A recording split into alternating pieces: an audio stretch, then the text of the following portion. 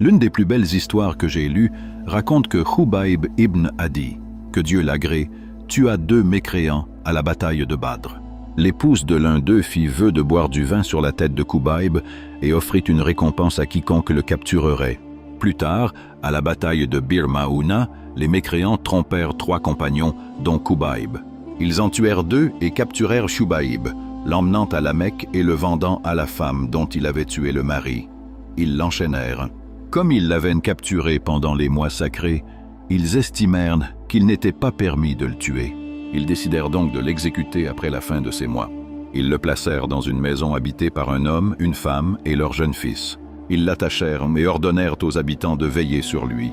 Un jour, le propriétaire de la maison était absent, et sa femme raconta « Je suis entré dans la chambre de Khubayb ibn Adi en plein hiver, et j'y ai trouvé une grappe de raisin. Par Dieu, il n'y avait pas un seul raisin à la Mecque. Il n'y avait pas un seul raisin à la Mecque, et il était enchaîné, assis, en train d'en manger. C'était un miracle de Dieu Tout-Puissant. » La femme poursuivit. « La fois suivante, j'y ai trouvé autre chose à manger, et encore une fois. Un jour, 2 ou 3 jours avant sa mort, il lui demanda « Pourrais-tu me donner un rasoir ?» Elle demanda « Pourquoi ?» Il répondit « Le prophète, que la paix et les bénédictions soient sur lui, nous a enseigné à observer les pratiques d'hygiène naturelle, se couper les ongles, tailler la moustache, se raser et s'épiler les aisselles, en d'autres termes, se laver. » Lorsqu'elle lui apporta le rasoir, son jeune fils s'approcha de lui et s'assit sur ses genoux. Elle craignait qu'il ne tue le garçon à cause du rasoir qu'il tenait à la main, mais il lui dit « Celui qui craint Dieu ne ferait pas une chose pareille. Je ne serai jamais un compagnon de Muhammad et je ferai une chose pareille. Prends le garçon et ne t'inquiète pas. » Après les mois sacrés, ils s'emparèrent de Khubayb ibn Adi et l'emmenèrent hors de la Mecque. Ils l'attachèrent à un arbre et rassemblèrent tous les Quraysh. Abou Soufian commença à dire « Ne le tuez pas. Frappez-le seulement près des mains et des pieds. Ne le tuez pas. Nous voulons le torturer. » Ils commencèrent donc à le frapper et Khubayb garda la tête haute. Abou Soufian s'approcha de lui et dit « Ô Khubayb, je t'en conjure par Dieu, voudrais-tu que Muhammad soit à ta place maintenant ?» Il répondit « Par Dieu, je ne voudrais même pas que le messager de Dieu soit chez lui et se pique d'une épine. Alors comment pourrais-je le vouloir à ma place ?» Abou Soufian dit « Je n'ai jamais vu personne aimer qui que ce soit autant que les compagnons de Muhammad aiment Muhammad. » Puis Abou Soufian demanda « As-tu un désir, Khubayb? As-tu une requête avant de mourir ?»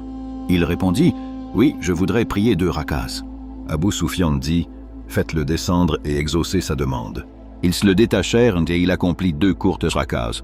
Il se releva, regarda Abou Soufian et dit « Si je n'avais pas craint que vous pensiez que j'ai peur de la mort, je les aurais prolongés aussi longtemps que Dieu l'aurait voulu. » Puis ils le firent descendre et l'attachèrent de nouveau. Il se mit à réciter un poème. Peu m'importe de mourir en musulman. De quel côté je tomberai pour la cause de Dieu?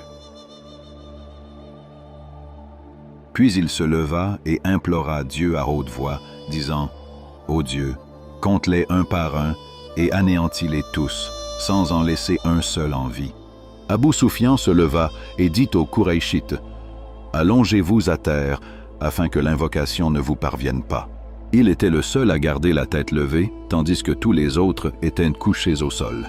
Voyant cela, il rit et dit « Ô Dieu, informe ton messager de ce que j'ai fait. » Gabriel, que la paix soit sur lui, descendit du ciel et informa le messager de Dieu, que la paix et les bénédictions soient sur lui, que tel ou tel événement était arrivé à Khubayb ibn Adi, alors qu'il le tuait.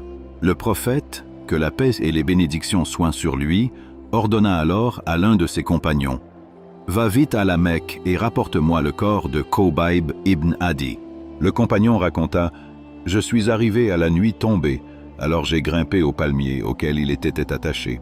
J'avais peur d'être vu et tué. Je l'ai détaché et l'ai descendu de l'arbre, mais il est tombé.